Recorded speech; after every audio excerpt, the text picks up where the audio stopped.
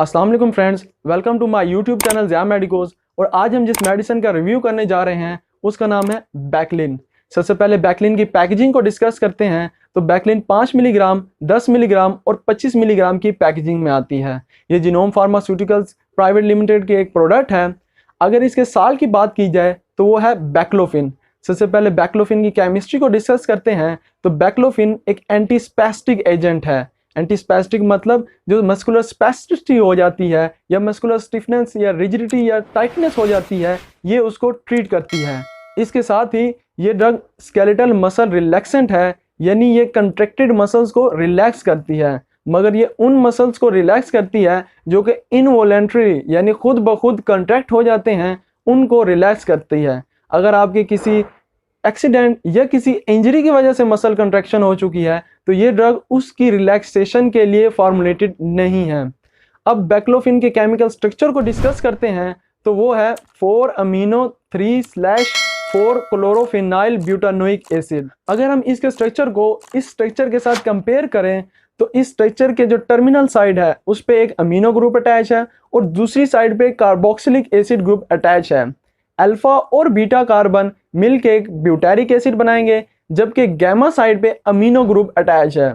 तो अगर इस स्ट्रक्चर को हम ओवरऑल रीड करें तो ये है गैमा अमीनो ब्यूटेरिक एसिड।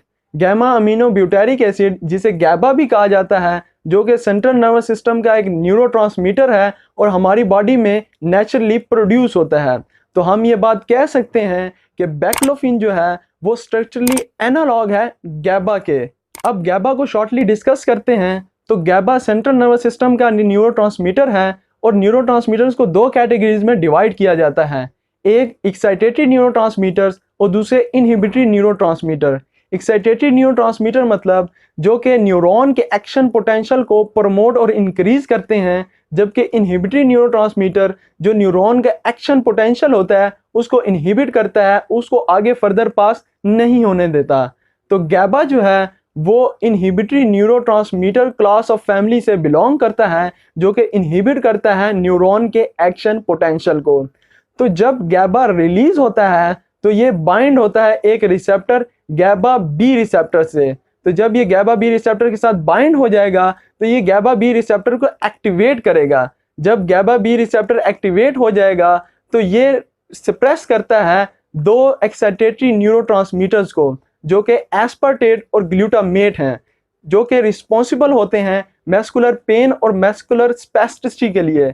तो जब एस्पार्टेट और ग्लूटामेट इनहिबिट हो जाएंगे, सप्रेस हो जाएंगे, तो आपको मसल स्पाज्म और मस्कुलर स्पैस्टिसिटी जो हो गई थी वो रिमूव हो जाएगी। तो इस तरह ये ड्रग अपने एंटीस्पैस्टिक एक्शन को परफॉर्म करती है।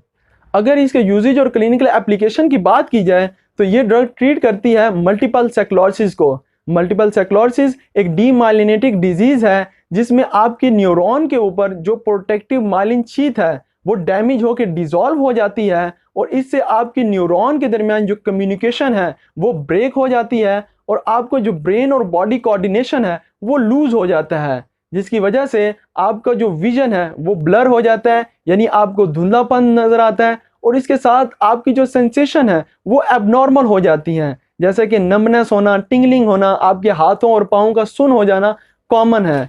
इसके साथ ही जो मस्कुलर स्पैज़म, मस्कुलर वीकनेस और मस्कुलर टाइटनेस हो जाती है उसको भी ये ट्रीट करती है।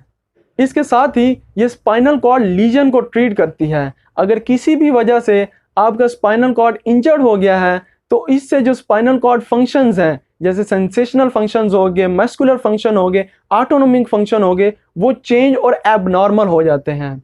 इसके साथ ही ये ड्रग ट्रीट करती है हिकअप यानी हिचकी को। अब हिचकी में ये होता है आपका जो डायाफ्राम जो कि लंग्स के नीचे होता है वो इनवॉलेंट्री कंट्रैक्ट करता है। जब ये इनवॉलेंट्री कंट्रैक्ट करता है तो आपको बार बार हिचकी आती है, जिससे आपके लंग्स और डायाफ्राम में पेन होता है और आपको सांस लेने में दुश्वारी होती है। इसके साथ ही ये ड्रग ट्रीट करती है सेरिब्रल पाल्से को। सेरिब्रल पाल्से जो कि बच्चों में कॉमन होता है, जिससे वो अपने बॉडी बैलेंस और बॉडी पास्चर को मेंटेन नहीं कर पाते हैं और ना ही तो सही तरह चल पाते हैं और ना ही सही तरह उठ खड़े हो सकते हैं। इसके साथ ही ये ड्रग ट्रीट करती है क्लोनस मूवमेंट को, जो कि ओल्ड एज में जाके होती है और इसमें आपके मसल्स खुद ब खुद कंट्रैक्ट और रिलैक्स होते रहते हैं, तो ये ड्रग क्लोनस मूवमेंट के ट्रीटमेंट में भी यूज होती है। अगर इसके साइड इफेक्ट्स को डिस्कस करें तो इसके कॉमन साइड इफेक्ट्स में डिजीनेस यानी सर का चकराना, ड्राउजीनेस यानी गनुदगी का आना, हेडेक सर दर्द होना, ड्राई माउथ होना, नौजिया होना और फ्रीक्वेंट यूरिनेशन का होना कॉमन है। मगर अगर आप इस ड्रग को एकदम से लेना छोड़ देते हैं, विदड्रॉल कर देते हैं एब्रप्टली, तो इससे आपको life threatening side effects appear होते हैं, जिसमें एंजाइटी का होना, सीजर्स का होना और हेलोसिनेशन का होना कॉमन है। अब बात करते हैं इसकी डोजेज और एडमिनिस्ट्रेशन को। तो 5 मिलीग्राम की बैक्लोफिन को आप हिकअप के लिए दिन में 3 मरतबा इस्तेमाल कर सकते हैं और ये थेरेपी आपने सिर्फ 3 दिन के लिए करनी है। और मल्टीपल स्क्लेरोसिस या स्पाइनल कॉर्ड लीजन के लिए आप 15 मिलीग्राम वाली बैक्लोफिन को इस्तेमाल कर सकते हैं, मगर आपने इसे एब्रप्टली विड्रॉ नहीं करना, यानी अचानक से इसे खाना नहीं छोड़ देना, इससे लाइफ थ्रेटनिंग इश्यूज अपेयर हो सकते हैं। अगर इसके कंट्रा इंडिकेशंस की बात करें कि कौन से पेशेंट इसे विदाउट फिजिशियन प्रिस्क्रिप्शन यूज़ ना करें, तो प्रेग्नेंट और लैक्टेटिंग वुमेन इसे विदाउट फिजिशियन प्रिस्क्रिप्शन यूज़ ना करें।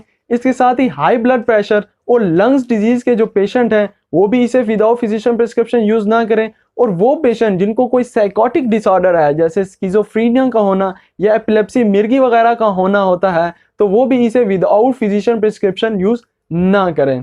अगर लास्ट में इसकी क्लिनिकल एप्लीकेशन को सम अप किया जाए तो आप इस ड्रग को मस्कुलर स्पैस्टिसिटी के लिए, मस्कुलर स्क्लेरोसिस के लिए, फ्लेक्सर स्पाज्म के लिए, मस्कुलर रिजिडिटी के लिए, स्पाइनल कॉर्ड लीजन के लिए, सेरिब्रल पाल्सी के लिए, हिकअप के लिए और क्लोनस मूवमेंट के लिए सेफली यूज़ कर सकते हैं। अगर आपको मेरी ये वीडियो अच्छी लगी हो तो मेरी इस एफर्ट को अप्रिशिएट ज़रूर कीजिएगा और अपना फीडबैक ज़रूर दीजिएगा। अपना और मेरे यूट्यूब चैनल का ज़रूर ख्याल रखिएगा। अल्लाह ने